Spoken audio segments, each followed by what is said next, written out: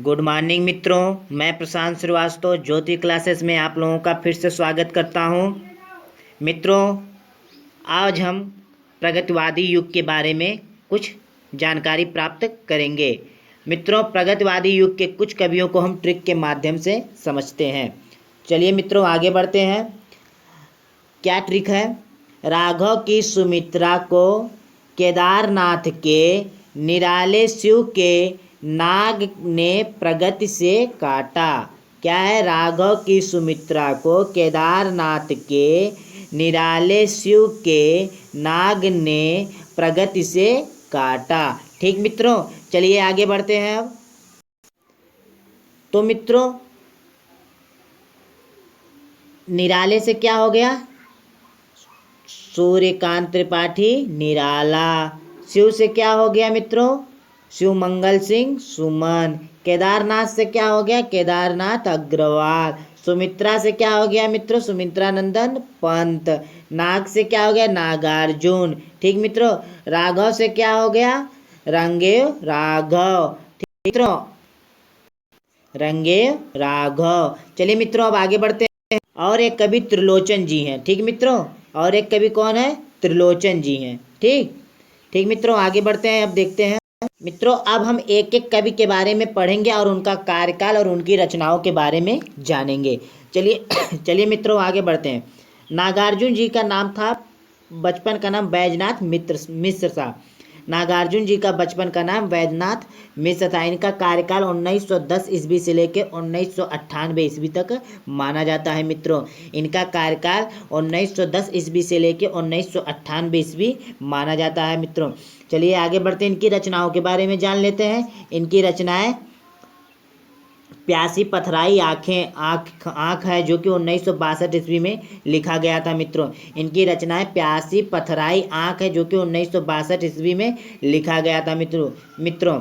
सतरंगे पंखों वाली 1959 ईस्वी में लिखा गया था। सतरंगे पंखों वाली 1959 ईस्वी में लिखा गया था दोस्तों।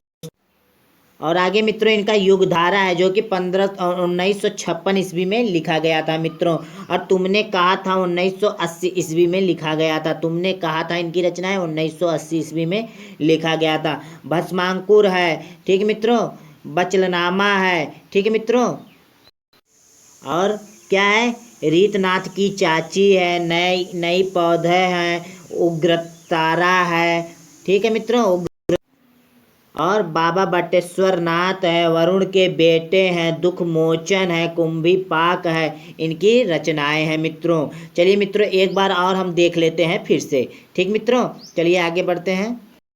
मित्रों, नागार्जुन जी का बचपन का नाम बैजनाथ मिश्र था। इनका जन्म जो है, इनका जो कार्यकाल था वह 1910 ईस्वी से लेकर 1998 ईस्वी तक माना जाता है मित्रों। इनकी पहली रचना पथराई आँखें, जो कि 1962 ईस्वी में लिखी गई थी। इनकी सतरंगे पंखों वाली 1959 ईस्वी में लिखी गई थी। युगधारा 1956 ईस्वी में लिखी गई थी। तुमने कहा था 1980 ईस्वी में लिखा गया था। भस्मांकुर है, बचलनामा है, रतिनाथ की चाची है, ठीक है, नई पौधे हैं, उग्रतारा है, ठीक मित्रों। बाबा बटेश्वर नाथ है, ठीक मित्रों। वरुण के बेटे हैं, दुख मोचन है, कुंभी पाक है। इनकी ये रचनाएं हैं दोस्तों। चलिए दोस्तों, आगे बढ़ते हैं अब हम। मित्रों, सुमित्रा नंदन पंत की कुछ रचनाएं प्रगतिवादी में भी लिखा गया था, जो कि हमने आपको छायावादी में बताया था। लेकिन कुछ रचनाएं ये भी हैं कि जो कि प्रगतिवादी में लिखा गया था। तो सुमित्रा नंदन पंत जी का कार्यकाल 1900 से लेकर 1977 ईस्वी माना जाता है मित्रों। इनका प्रगतिवादी में दो रचनाएं युगवाड़ी है और ग्राम्या है। युगवाड़ी और ग्राम्या है, ठीक है मित्रों। ये ध्यान दीजिएगा, सुमित्रा नंदन पंत का जो कि रचनाएं प्रगतिवादी माना जाता है आचार्य रामचंद्र शुक्ल जी के अनुसार। ठीक मित्रों, आगे बढ़ते हैं मित्रों। अब हम सूर्यकांत त्रिपाठी निराला जी के बारे में जानते हैं। इनकी भी कुछ रचनाएं जो कि प्रगतिवादी में माना जाता है मित्रों। इनका कार्यकाल 1897 ईस्वी से लेकर 1962 ईस्वी माना जाता है दोस्तों। इनकी एक रचना है कुकुरमुत्ता, जो कि प्रगतिवादी में माना जाता है मित्रों। ठीक मित्रों, अब हम आगे बढ़ते हैं मित्रों। अब हम केदारनाथ अग्रवाल जी के बारे में जानते हैं। इनका कार्यकाल 1 अप्रैल 1911 ईस्वी से लेकर 22 जून 2000 तक माना जाता है। मित्रों केदारनाथ अग्रवाल जी का कार्यकाल 1 अप्रैल 1911 ईस्वी से लेकर 22 जून 2000 तक माना जाता है। इनकी रचनाएं युग की गंगा है जो कि 1947 ईस्वी में लिखा गया था। नींद के बादल हैं जो कि 1947 ईस्वी में लिखा गया था। फूल नहीं रंग बोलते हैं जो कि 1965 ईस्वी में लिखा गया था मित्रों। आग का आईना है जो कि 1965 ईस्वी में लिखा गया था मित्रों। अपूर्वा है, समय समय पर है, हे मेरी तुम है। ठीक मित्रों, आगे बढ़ते हैं।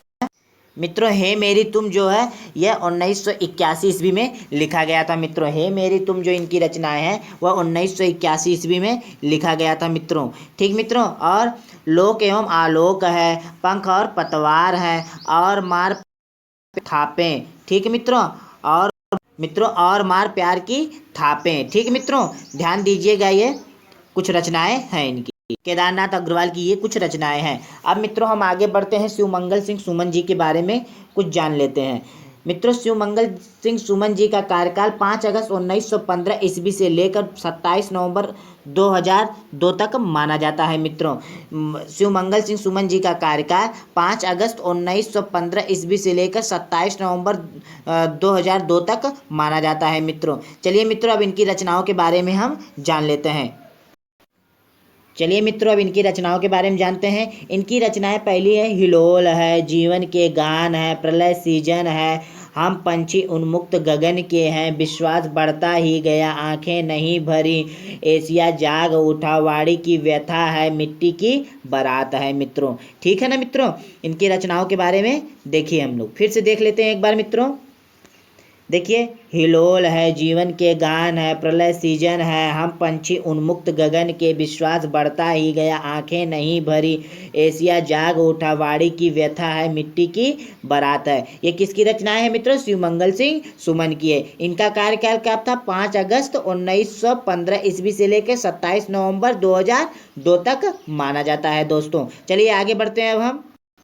मित्रों शिवमंगल सिंह सुमन जी बहुत से पुरस्कार भी पाए हैं, तो हम क्रम वाइज उनके कुछ पुरस्कारों को भी जान लेते हैं, वह कब पाए और किस सन में पाए हैं। ठीक मित्रों, देखिए देव पुरस्कार शिवमंगल सिंह सुमन को 1998 ईस्वी में मिला था। शिवमंगल सिंह सुमन को देव पुरस्कार 1998 ईस्वी में मिला था मित्रों। चलिए मित्रों